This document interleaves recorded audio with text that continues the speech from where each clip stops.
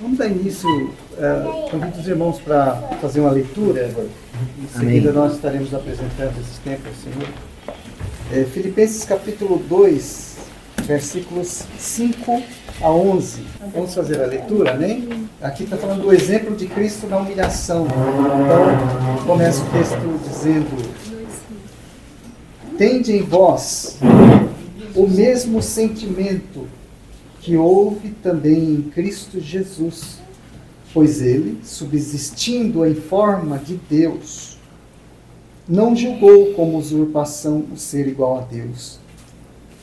Antes a si mesmo se esvaziou, assumindo a forma de servo, tornando-se em semelhança de homens, e reconhecido em figura humana, a si mesmo se humilhou, tornando-se obediente até a morte, e morte de cruz.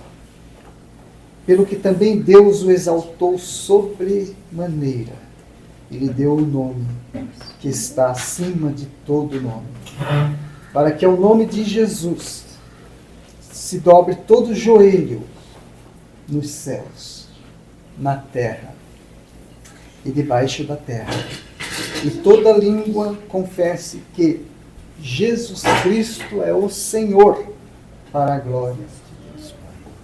Amém. Que grande amor. Deus amou o mundo de tal maneira que deu o seu Filho unigênito, o seu único Filho, com um propósito muito gracioso, soberano, para que quem nele crê, todo que nele crê, seja salvo. Então o rei do universo se esvaziando, né? O rei dos reis, né?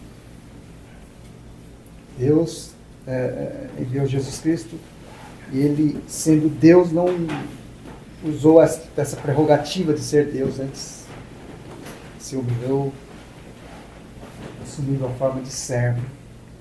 Se eu não estou enganado, quando a gente...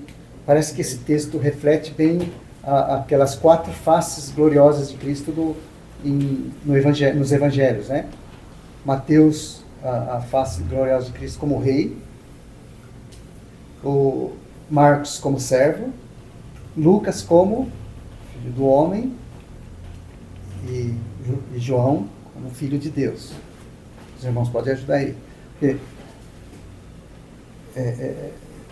o texto diz aqui, nós acabamos de ler, ele que subsistindo em forma de Deus, Deus o rei de toda a terra, Supremo, o rei, Criador, o rei Mateus se fez servo, Marcos, assumindo a forma de homem, reconhecido em figura humana, Lucas, assim mesmo se humilhou, tornando-se obediente até a morte e morte de cruz, filho de Deus na ressurreição, né?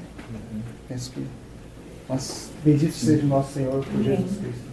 Amém. Quem está orando, querido Pai Celestial, nós te damos muitas graças, Senhor. Sim, meu Pai.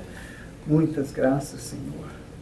Obrigado. Senhor soberano Deus, nos amou tanto, Sim, sim. que provou o seu próprio amor para conosco, Amém. sendo nós ainda pecadores. Sim. Enviou Jesus Cristo para nos salvar, nos desarregar deste mundo perverso, segundo a vontade do Senhor. Nós te damos graças, Senhor, por nos encontrar no lamaçal, pecado do mundo, e nos transportar para o reino do Filho do seu amor. Obrigado por nos reunir nesta noite como povos separados do Senhor, povo da tua herança, para a glória do teu nome. Senhor, pedimos que o Senhor nos dirija nesta noite, nos guia os nossos passos pela vereda dos teus mandamentos, que o Senhor seja o nosso centro, manancial e lar. Sim, sim. Que o Senhor encontra aqui entre nós caminho para a tua própria glória, Senhor. Obrigado por nos reunir debaixo do nome precioso do nosso Senhor Jesus Cristo. Nós somos muito gratos a Ti. Amém. Precioso nome do Senhor. Amém.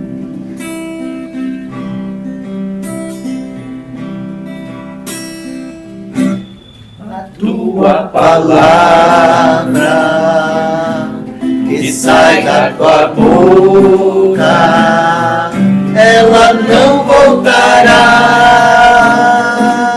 para ti vazia, mas antes fará o que te apraz e prosperará no que for enviada. Ela não voltará, Senhor, mas antes fará, Senhor, e prosperará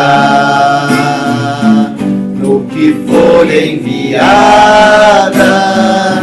Ela não voltará, Senhor, mas antes fará, Senhor, e prosperará no que for enviada. Tua palavra que sai da tua boca, ela não voltará para ti vazia, mas antes fará o que te apraz e prosperará no que for enviada. Ela não voltará, Senhor, mas antes fará, Senhor, e prosperará no que for enviada. Ela não voltará, Senhor, mas antes fará, Senhor, e prosperará no que for enviada.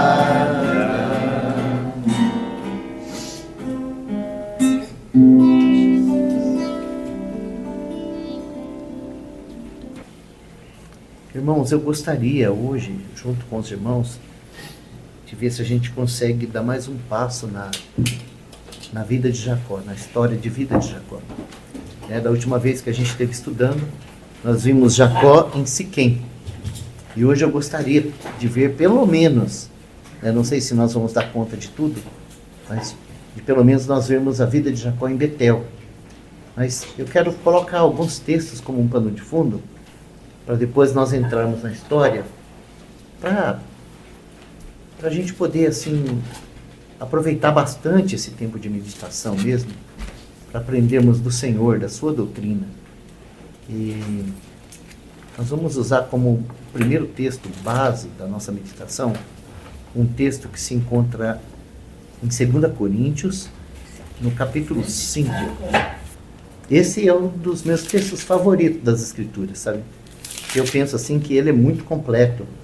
Ele apresenta a grandeza do amor de Deus e também o propósito desse amor, né?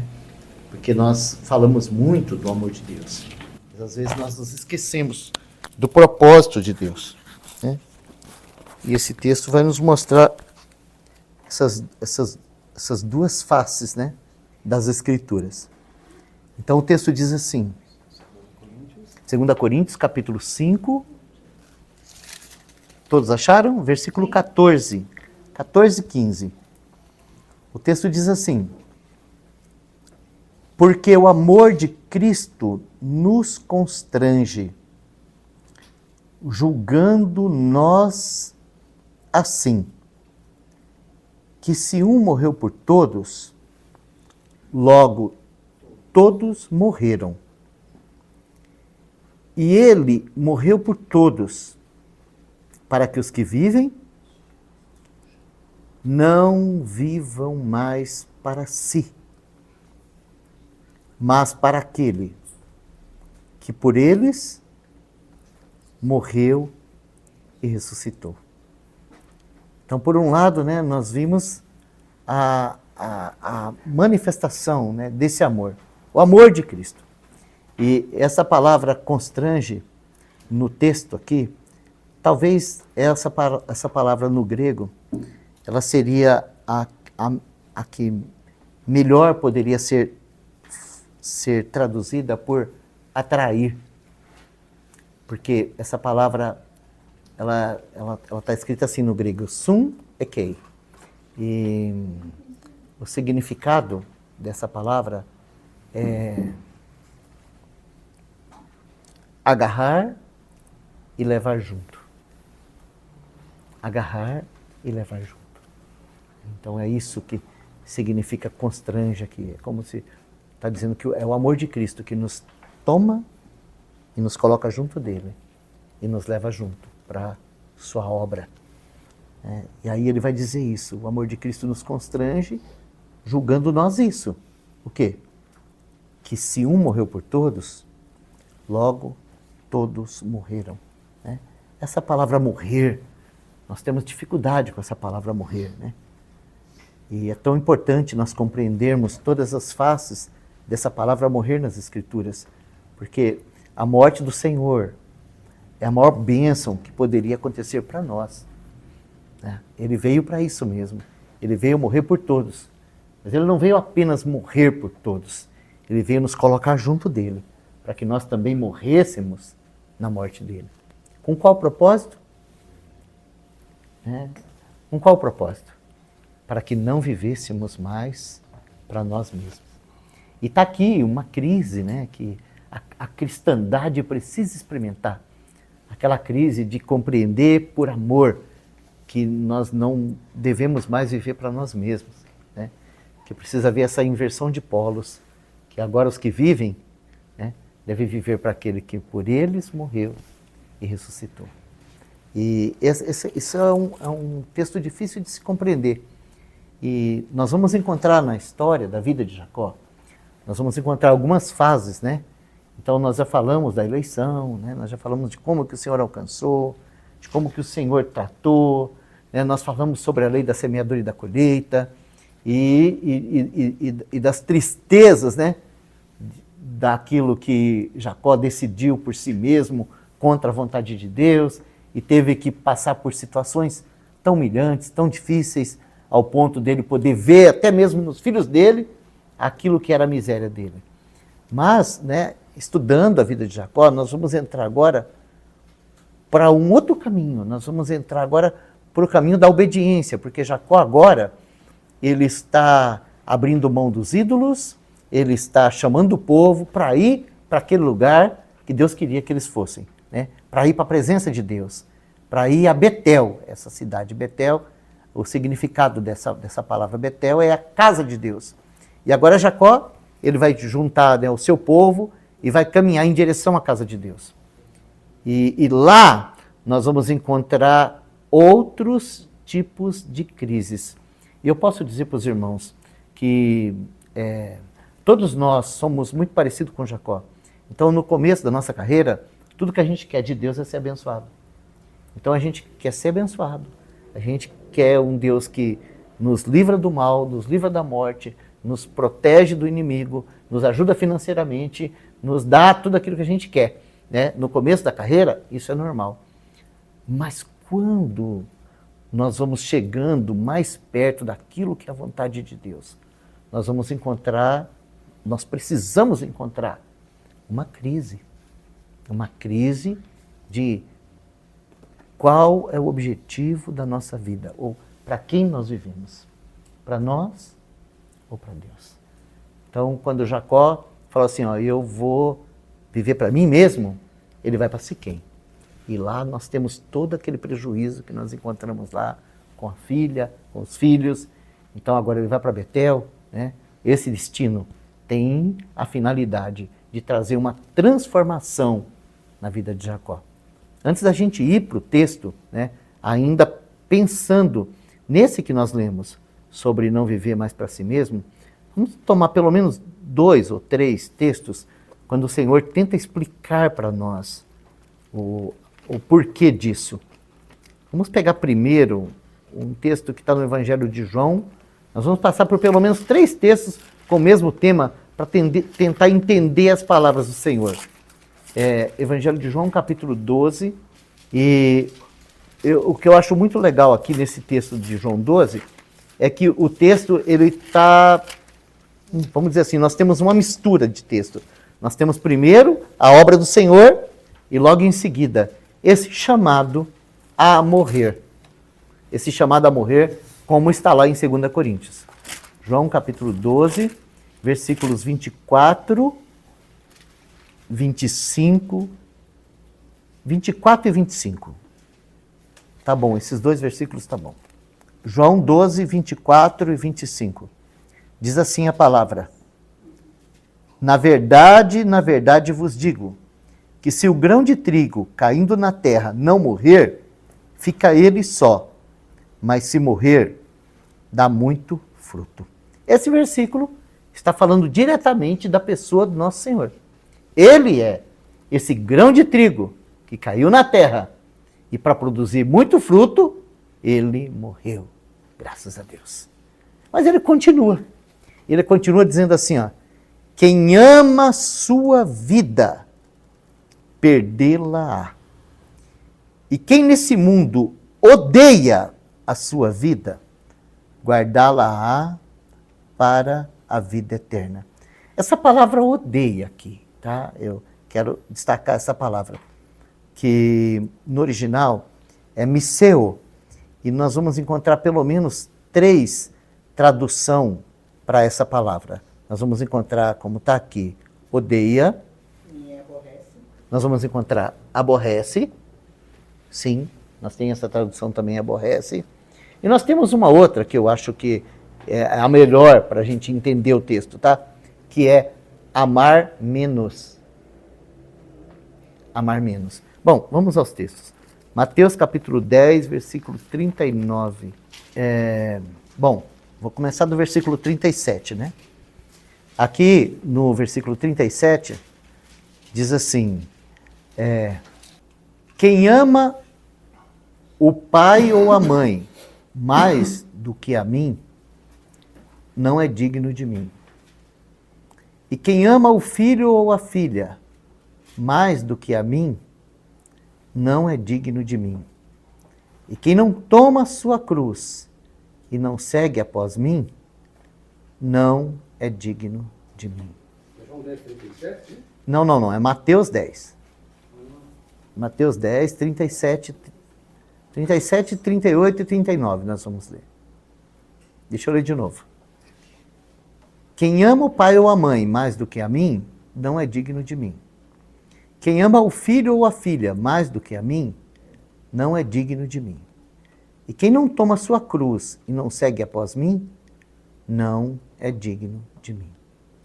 Quem achar a sua vida, perdê-la-á.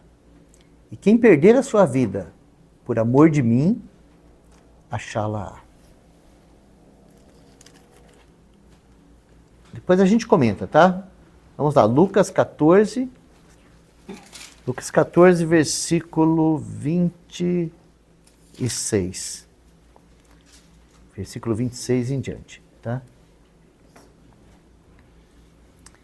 Se alguém vier a mim e não aborrecer a seu pai e mãe, e mulher, e filhos, e irmãos, e irmãs, e ainda também a própria vida, não pode ser meu discípulo.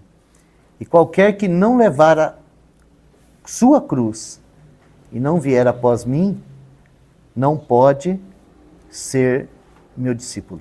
O outro texto está em Marcos, capítulo 8. Marcos, capítulo 8, a partir do versículo 34.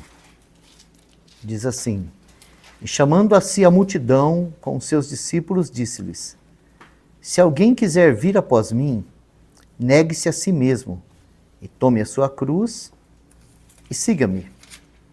Porque qualquer que quiser salvar a sua vida, perdê-la-á.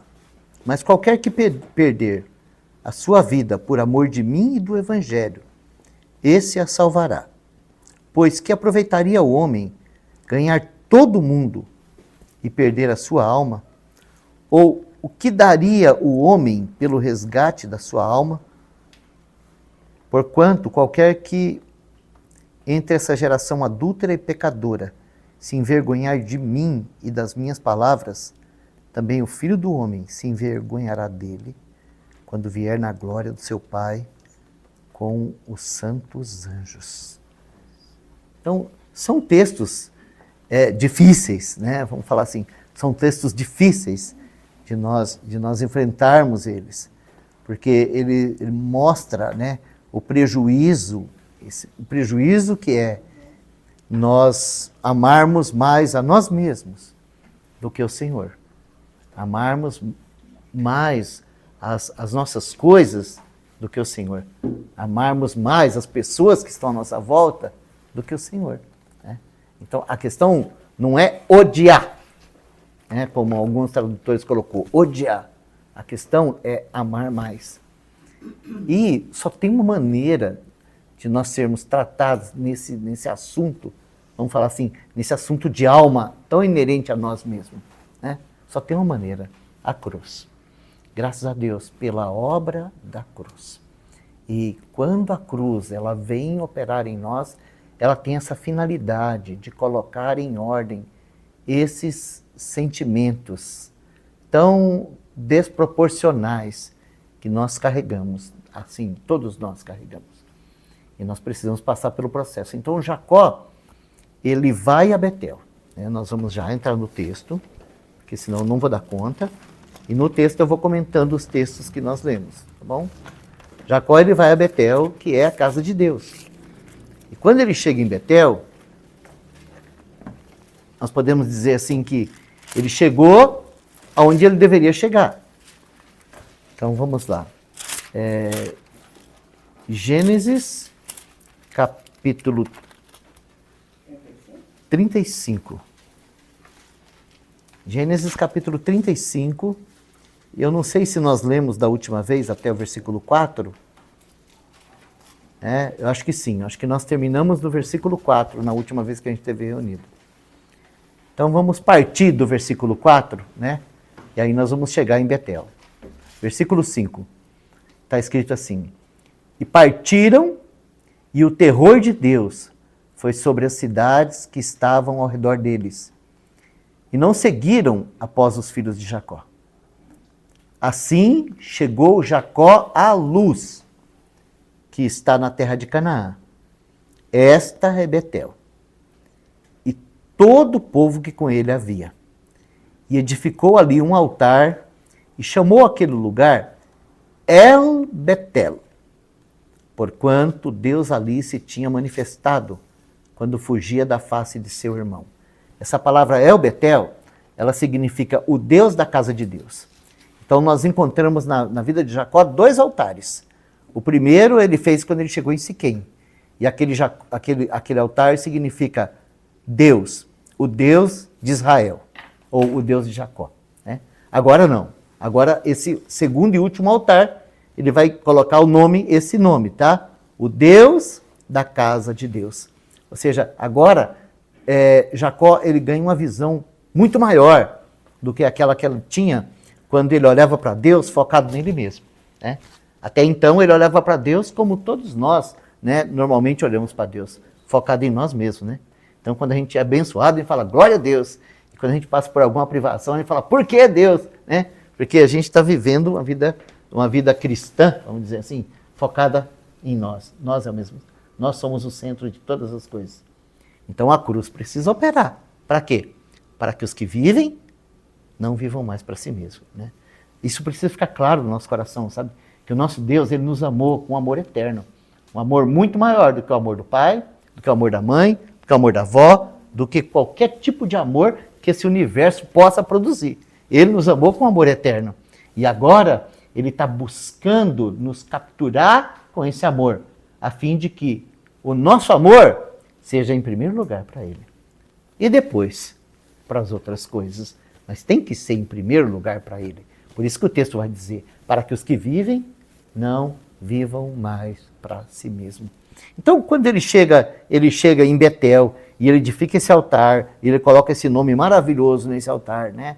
O Deus da casa de Deus, Isso significa, né, que ele agora não é mais o centro. Agora Deus é o centro.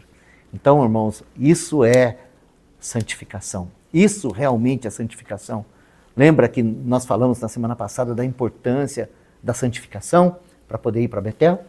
Né? Nós falamos disso. Mas aqui nós vimos o que realmente é a santificação.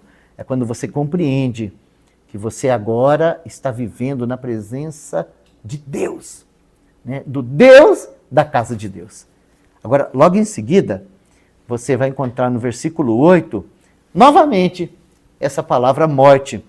E aqui diz assim a história. E morreu Débora. Só tem 2 Déboras na Bíblia. E é interessante isso, né? Só tem 2. Nós temos aquela guerreira lá de Juízes e nós temos essa Débora. Então vamos encarar daqui para frente, nós vamos encarar pelo menos 4 mortes, né? Débora, Raquel, irmãos. Débora, Raquel e Isaac são mortes. E nós vamos encontrar 2 outras experiências de mortificação. Porque o assunto aqui é esse, tá? Morte, mortificação. Então nós vamos encontrar em primeiro lugar aqui Débora, depois Raquel. E aí depois nós vamos ter aquele caso de Rúben com Bila, que também é morte, tá? Mas é mortificação. E depois nós vamos encontrar a morte de Isaac. E depois nós vamos encontrar aquela notícia de que José morreu. Ou seja, Jacó vai experimentar essa amplitude de morte naquilo que ele mais amava. É exatamente isso que vai ser atingido, sabe? Aquilo que ele mais amava. Por quê? Porque Deus tem um propósito com ele. Se Deus não tivesse um propósito com ele, ele poderia viver todos os dias da vida dele com aquelas paixões e levar para a sepultura aquelas paixões. E não ia ter problema nenhum. Mas o Senhor queria fazer dele uma fiel testemunha para nós. Né? Quando nós ouvimos Deus falar assim, ó, eu sou o Deus de Abraão, Isaac, Jacó, nosso coração se enche de alegria. A gente fala assim, se amou Jacó, pode amar também. Né? Agora o Senhor, ele amou tanto Jacó, que o Senhor vai transformá-lo em um profeta, em um adorador. O Senhor vai transformá-lo em um abençoador. É o Senhor que vai fazer isso com a vida dele. Agora, para que isso aconteça, então algumas mortes precisam acontecer sucessivamente. Não para pagar conta de pecado, não para aqueles problemas que ele teve lá na lei da semeadura e colheita. Agora o assunto é outro. Agora o assunto é a disciplina de filho. Então, sabe, nós temos alguns textos na palavra que fala da disciplina de filho. Nós já vamos ler eles. Mas antes, eu quero ler esse texto aqui sobre Débora, porque ele é importante para a nossa meditação. Então o texto diz assim, olha, e morreu Débora. Olha só quem que era Débora. A ama de Rebeca. Vocês sabem qual que é o significado dessa palavra ama aqui no hebraico? Mãe? Escrava. Hã? Escrava. No hebraico? No hebraico? É mãe. Mas é outro tipo de mãe. É uma escrava mãe. Como que eu vou dizer para vocês? É alguém que amamenta. A mãe de leite, isso. Mãe de leite. A Débora era mãe de leite de Jacó. Agora imagina isso, o que eu estou dizendo para vocês.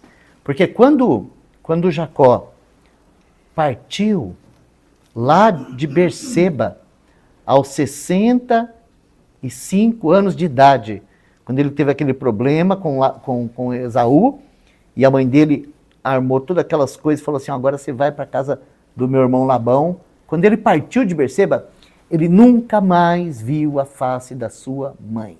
Nunca mais. Nós não vamos encontrar isso na Bíblia. Nós descobrimos uma coisa. Ele levou consigo a mãe de leite. Então nós podemos dizer assim que, de certa forma, essa Débora, ela trazia para Jacó tudo o que a mãe dele era para ele. A Débora era representante de Rebeca ao lado dele durante toda essa jornada. Talvez, tá, irmãos? Eu não quero ir além do que está escrito. Talvez seja ela mesma quem escreveu alguns dos relatos da jornada de Jacó. Talvez tenha sido ela mesma. Então, agora que Jacó chegou na casa de Deus, Débora pode ir embora. Débora tem que ir embora. Sabe por que Débora tem que ir embora? Então, eu vou tentar explicar isso biblicamente falando. Porque Jacó, ele é um homem que foi criado muito ligado com sua mãe. Muito mesmo. Ele foi criado grudado com a sua mãe. Né? A gente vê assim que todas aquelas características que ele tinha, ele herdou da sua mãe. Né? Sua mãe era muito esperta, ele também. Né? E a gente sabe disso por causa das estratégias, né, que a gente viu a mãe fazendo também para ajudá-lo, e até mesmo, né, em toda essa jornada, quando a gente chega lá em Labão, a gente vê as mesmas características em Labão, em Raquel, em Lia, né, e foi de lá que veio a mãe. E agora, o último elo que Jacó tinha com a sua mãe morre em Betel. Agora, o que é Betel? Então nós sabemos, né, que Betel é a casa de Deus. É Jacó que vai nos ensinar isso. A casa de Deus. Betel é uma figura do quê? Betel é uma figura da igreja, não é verdade?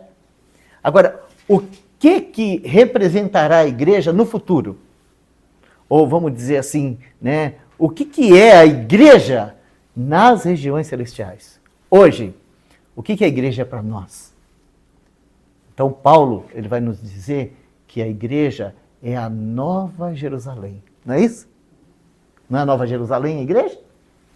Nós não podemos dizer assim, que a Nova Jerusalém é a igreja, que nós estamos caminhando em direção a essa cidade cujo arquiteto e construtor é Deus, a Nova Jerusalém, que desce dos céus ataviada como uma noiva para o seu noivo. Agora, prestem atenção nesse detalhe, porque ele é muito importante. Tá? Vamos lá em Gálatas. Então toda essa viagem dele, todos esses anos, estava com essa ama do lado? A ama estava lá.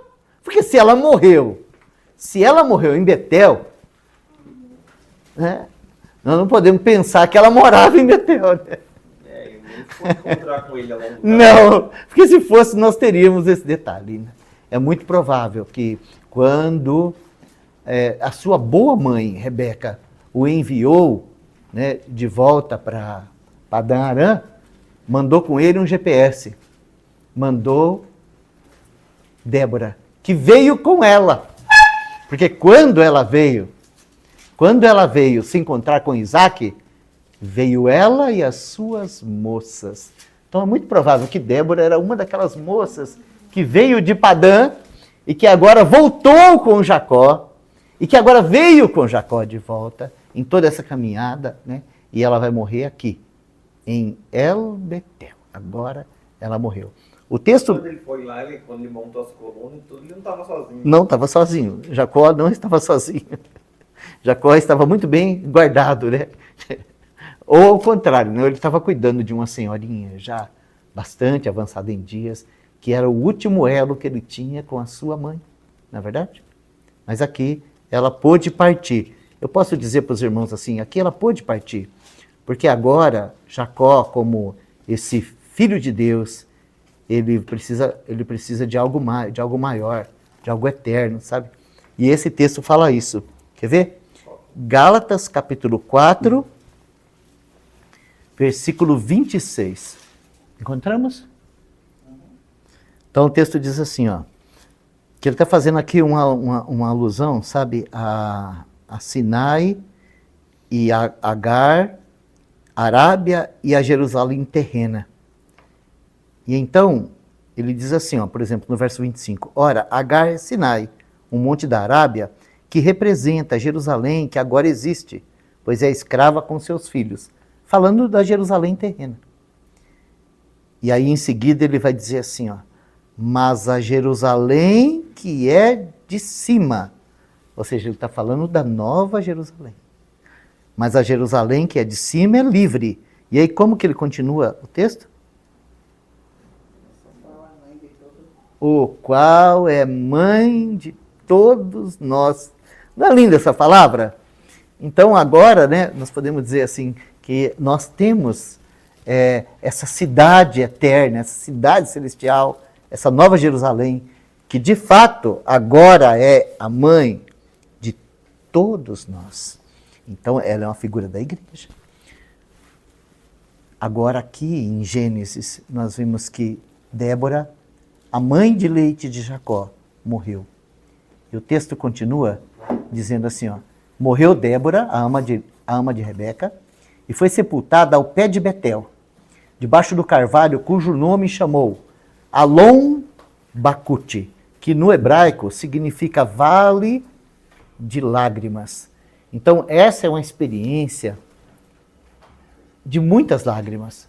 Porque, amados, vamos dizer assim, né? Qual de nós não sofreria muito ao enfrentar um luto como esse? A perca da mãe. Sim, é a perca da mãe.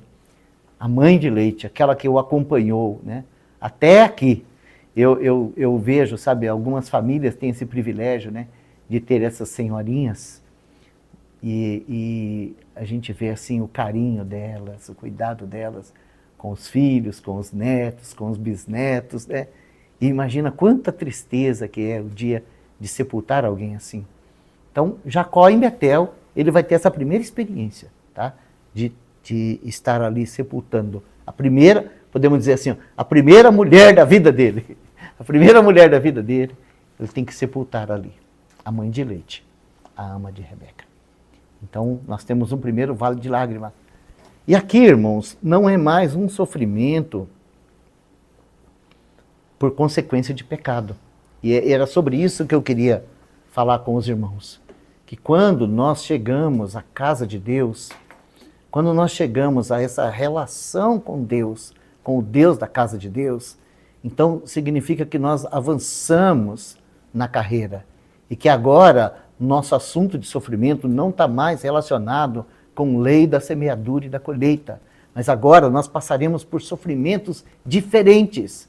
Sofrimentos com propósito. Qual o propósito? Então vamos ler um pouco sobre isso antes da gente avançar. Vamos lá para Romanos, capítulo 8, primeiro. Depois nós vamos ler uns 2 textos em Hebreus. Mas esse do capítulo 8, eu penso que só ele já resume tudo. Mas eu quero ler também 2 textos em Hebreus. Vamos ler primeiro Romanos, capítulo 8, partindo do versículo 14. Romanos 8, 14. Todos encontraram? Diz assim a palavra: porque todos os que são guiados pelo Espírito de Deus, esses são filhos de Deus. Porque não recebestes o espírito de escravidão, para outra vez estardes em temor, mas recebestes o espírito... Eu preciso usar uma palavra grega aqui para essa palavra, tá? Na nossa tradução está assim, ó, o espírito de adoção de filhos, pelo qual clamamos Abba Pai, tá? A palavra aqui, que foi traduzido por adoção de filhos, é Huios Tessian. Tá? Huios Tessian. Por que eu estou falando isso para os irmãos? Porque o conceito de adoção que nós temos é totalmente diferente do conceito de adoção bíblico. Né? Nós já falamos sobre isso.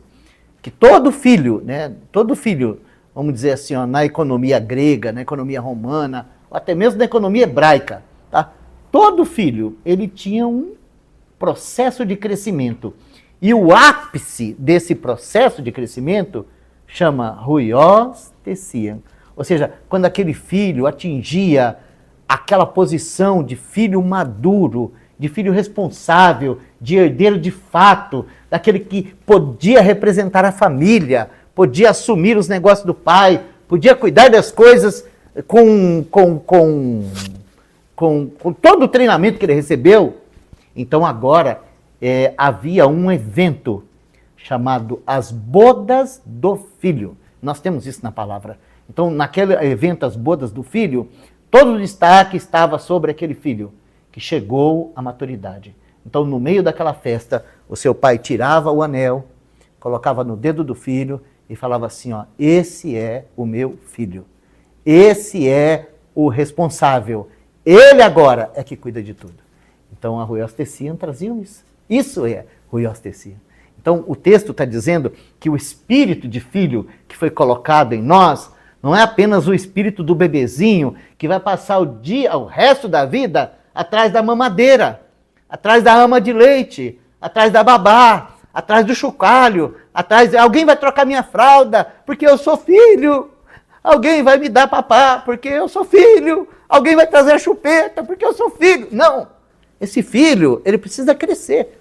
Então vamos dizer assim, né? No grego havia um processo. Né? Tinha um filhinho, que era o teknon. Depois tinha o paidion, que era o menino escravo, que era aquele menino aprendendo com a lida. Né? Depois tinha uma terceira palavra para filho também, que nós temos na Bíblia. Deixa eu tentar me lembrar agora. Puxa, eu esqueci. Mas que já falava daquele filho já jovenzinho. Não consigo me lembrar. Depois tinha o Ruios, que era aquele filho homem que podia ir para a guerra. E por fim, tem a Ruios Tessian, que é aquele filho de fato, que agora pode representar o seu pai. Então, o texto aqui está dizendo que é esse espírito de filho maduro que nós recebemos. E é esse filho pelo qual clamamos, Abba, Pai. Então, no verso 16, continua dizendo assim, o próprio Espírito testifica com o nosso espírito que somos filhos de Deus. E se nós somos filhos, somos logo herdeiros também. Verdadeiramente herdeiros de Deus e co-herdeiros de Cristo, se é certo que com ele padecemos, para que também com ele sejamos glorificados. Aqui, essa palavra com ele, aqui, é a mesma que está lá no constrange, sunekei. Entende? É junto, é unido, é abraçado a ele que padecemos. Então agora Jacó, ele vai padecer o sofrimento de filho. Esse sofrimento é com vista ao crescimento. Então a gente pode dizer assim, que é um tipo de aflição que visa um crescimento, ou que visa uma correção, né? Porque todo pai que ama o filho, por mais que ele ama o filho, um dia ele precisa tirar a fralda. Ele não ama o filho porque ele tirou a fralda do filho? Todo pai que ama o filho, um dia precisa tirar a mamadeira. Não precisa? Ele não ama o filho? Não, naquele momento em que o pai tira a mamadeira do filho, ele chora e fala assim, ó, meu pai me odeia. Mas depois ele descobre que o pai tirou a mamadeira para que ele pudesse crescer, né? A ama de leite não vem mais? Mas a ama de leite não vem mais. Mas Jacó, você já tem quase 100 anos. Mas a ama de leite não vem. Não, a ama de leite vai ficar aqui agora. E agora você vai precisar conhecer uma outra mãe, a celestial. Você vai precisar conhecer a mãe celestial. A ama de leite vai embora, Jacó. Então, com qual objetivo? Um objetivo que Jacó cresça. É isso, irmãos. Então aqui vai continuar dizendo assim, olha, verso 18. Porque para mim tenho por certo que as aflições desse tempo presente não são para comparar com a glória que em nós há de ser revelada. E eu vou dar uma paradinha aqui, para tentar explicar para os irmãos sobre Jacó. Né? Se a ama de leite não sai, não teremos aquele Jacó glorioso no Egito. Não teremos. Foi necessário que houvesse aquela crise. Né? E terá outras. Com essa finalidade de transformar de glória em glória esse Jacó naquele Israel de Deus. Vamos voltar lá? Não, vamos fazer o seguinte. Vamos ler os 2 textos de Hebreus primeiro, depois a gente volta lá. Porque o tempo urge, né? E já está tarde. São 2 textos que falam do mesmo assunto, tá? De sofrimento de filho. Nós vamos ver um primeiro, no comecinho de Hebreus, que fala do nosso Senhor Jesus. Hebreus, capítulo 5, só o versículo 8. Hebreus, capítulo 5, versículo 8. Ele traz essa notícia para nós. tão assustadora, né? Esse texto, irmãos, eu gostaria que vocês passassem a semana meditando nele. É muito assustador esse texto. Hebreus capítulo 5, versículo 8. E aqui ele está fazendo uma relação, esse texto é em relação ao nosso Senhor Jesus. E diz assim o texto, ó, ainda que era filho, aprendeu a obediência por aquilo que padeceu. Irmãos, nós vamos gastar o resto da nossa vida com esse versículo. E nós não vamos ter, assim, clareza sobre o significado genuíno disso. Mas é importante para nós isso. Entender isso, tá? Porque ele está falando aqui do nosso Senhor. E ele está dizendo que o nosso Senhor, ainda que era filho, aprendeu a obediência por aquilo que padeceu. Vamos pegar um outro texto em Hebreus capítulo 12, agora falando de nós. Tá? Nós vamos colocar junto. 12. Hebreus capítulo 12, a partir do versículo 5. Ele vai dizer assim para nós. E já vos esqueceste da exortação que argumenta convosco como filhos? Filho meu, não desprezes a correção do Senhor, e não desmaies quando por ele fores repreendido. Porque o Senhor corrige o que ama e açoita a qualquer que recebe por filho. Se suportais a correção, Deus vos trata como filhos. Porque que filho há a quem o pai não corrija? Mas se estais sem disciplina, da qual todos são feitos participantes, sois então bastardos e não filhos. Além do que, tivemos nossos pais segundo a carne, para nos corrigirem, e nós os reverenciamos. Não nos sujeitaremos muito mais ao Pai dos Espíritos para vivermos? Porque aqueles, na verdade, por um pouco de tempo, nos corrigiam como bem lhes parecia. Mas este, para aproveitamento nosso, para sermos participantes da sua santidade. E, na verdade, toda correção no presente não parece ser de gozo, senão de tristeza. Mas depois produz um fruto pacífico de justiça naqueles que são exercitados por ela, ou seja, naqueles que são corrigidos. Então nós encontramos o Senhor tratando com o caráter de Jacó, para produzir nele aquele homem celestial que nós encontramos lá na frente. Então, primeiro, irmãos, o que aconteceu com ele foi que a morte chegou.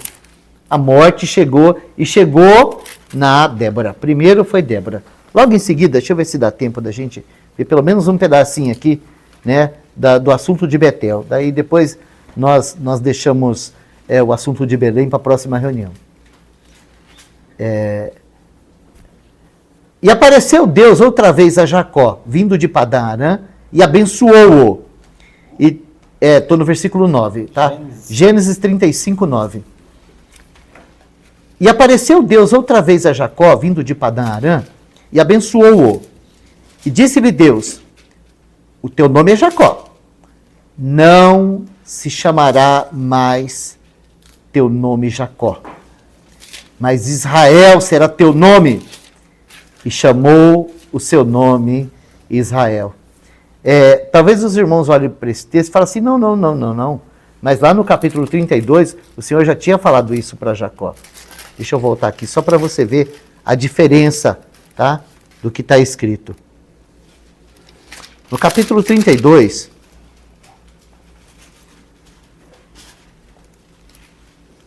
Gênesis 32. Isso, Gênesis, capítulo 32, versículo 28. Está escrito assim, ó.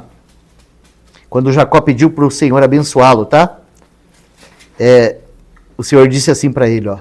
Então disse, não se chamará mais o teu nome Jacó, mas Israel, pois como príncipe lutaste com Deus e com os homens e prevaleceste. Essa palavra Israel significa príncipe junto com Deus, né? Mas aqui o texto diz assim, ó, não se chamará. Ou seja, o verbo aponta para o futuro.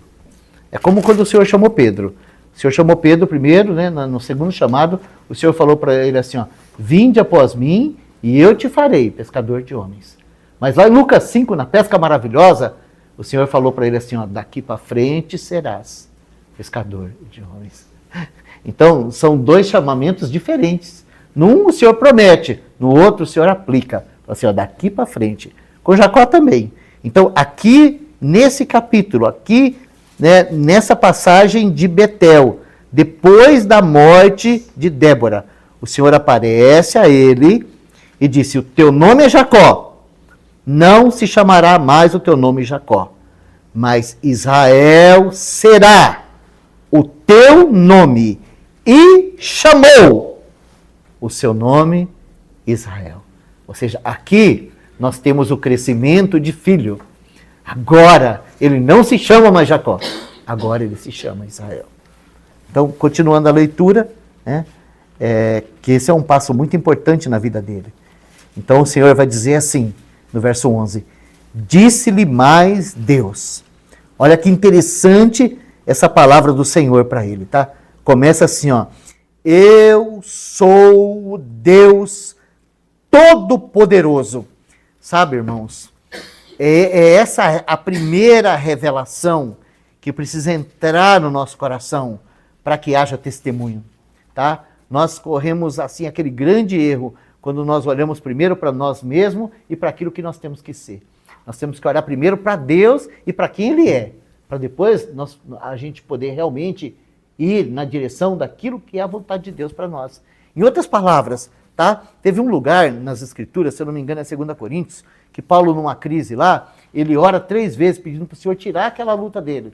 E a resposta do Senhor para ele foi assim, ó, a minha graça te basta, porque o meu poder se aperfeiçoa na fraqueza, ou numa tradução melhor, porque o meu poder te aperfeiçoa na fraqueza. Ou seja, o Senhor não estava preocupado com a fraqueza de Paulo.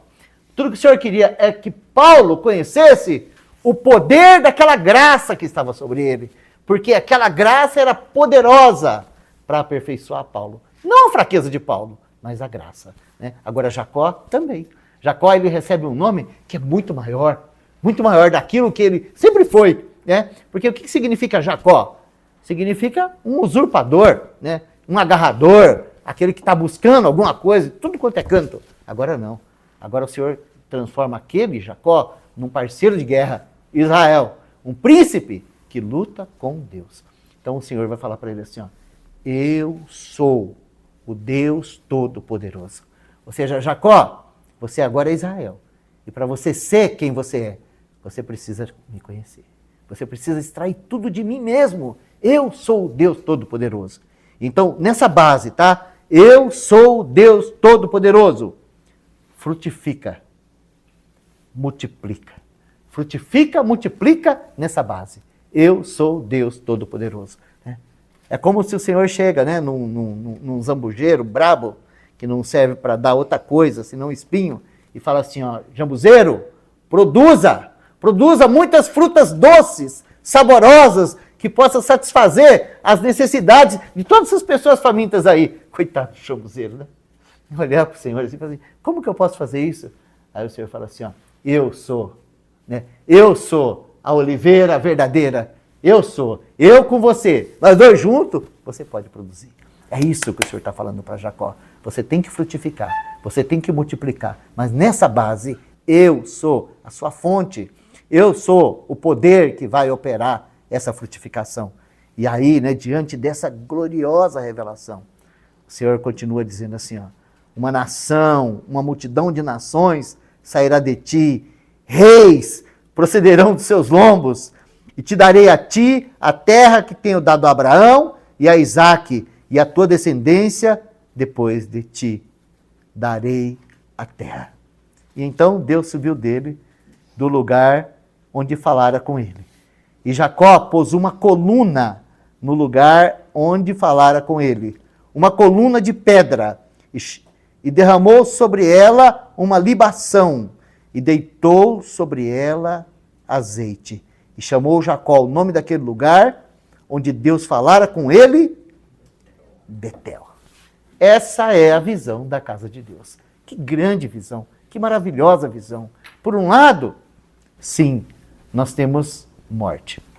Mas por outro lado, nós temos também uma vida de ressurreição, uma vida de frutificação.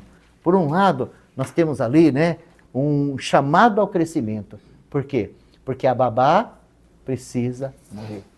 Mas por outro lado, nós temos um chamado à frutificação. O Senhor está chamando um homem ali para ser um príncipe com Deus. É isso. Então daqui para frente, nós vamos encontrar um outro homem. Não significa que acabaram as lutas, porque como nós lemos os outros textos, quão importante é para nós o sofrimento de filho. Porque se não houver o sofrimento de filho, não haverá a ruiostesia. Se não houver o sofrimento de filho, a gente vai estar sempre apegado às paixões do bebê. Agora, irmãos, existe um segredo nesse assunto das paixões do bebê. Porque todas as vezes que o Senhor vai falar lá sobre amar mais, ele nunca termina falando assim, amar pai, amar mãe, amar filho. Não, ele sempre termina assim, amar a própria vida. Porque é exatamente isso. Não é que você ama mais o pai, a mãe ou o filho. Não, você ama mais a si mesmo. E porque você ama mais a si mesmo, então você fala assim, como que eu vou amar Deus mais do que minha mãe? Como que eu vou amar Deus mais do que minha esposa? Como que eu vou amar Deus mais do que o meu filho? Você enxerga as coisas por esse ângulo, porque você ama mais a si mesmo. Mas no momento em que você amar mais o Senhor do que a si mesmo, então essas coisas serão ordenadas e encontrarão o seu devido lugar. Amém? Senhor, nós queremos te agradecer pela tua palavra. Ela é muito mais alta do que nós, Senhor. Sem revelação, nós não vamos a lugar nenhum. Por isso, nós nos humilhamos diante do Senhor e nós pedimos a Ti que o Senhor conceda-nos revelação. Dá-nos entendimento, Senhor, que não existe em nós nada que se compare ao Teu amor eterno. E ajuda-nos, Senhor, a sermos constrangidos por esse amor, a nos unir a Ti em morte para nós mesmos, para que a Tua vida, Senhor, produza em nós uma nova razão para viver. Porque, Senhor, quando nós vivemos para nós mesmos, nós nos agarramos a pessoas e coisas de uma maneira desproporcional e nós deixamos de lado o amor eterno que realmente pode nos preencher, que realmente pode nos dar razão para viver, que realmente pode nos capacitar a sermos para o Senhor aquilo para que o Senhor nos criou e nos tem sustentado até aqui. Então, Senhor, nós queremos te agradecer pelas provações, pelas privações, pelas lutas de filho que o Senhor tem trazido até a nós com essa finalidade de nos desmamar, Senhor, nos tirar da fralda e nos fazer homens para a glória do Teu nome, Senhor. Continua a Tua obra, Senhor. Não desista de nós. Nós realmente almejamos aquele dia em que o Senhor mesmo apresentará os seus herdeiros. E nós sabemos que nós estaremos lá, de preferência sem fralda, sem chupeta, com a espada na mão, como um homem formado. Mas para que isso aconteça, o Senhor vai ter que trabalhar. Então, nós confiamos na Tua graça, Senhor. Trabalha conosco, Senhor. Não desista de nós, ó Deus. Nós te pedimos, faça conosco como o Senhor fez com Jacó. Em nome de Jesus. Amém.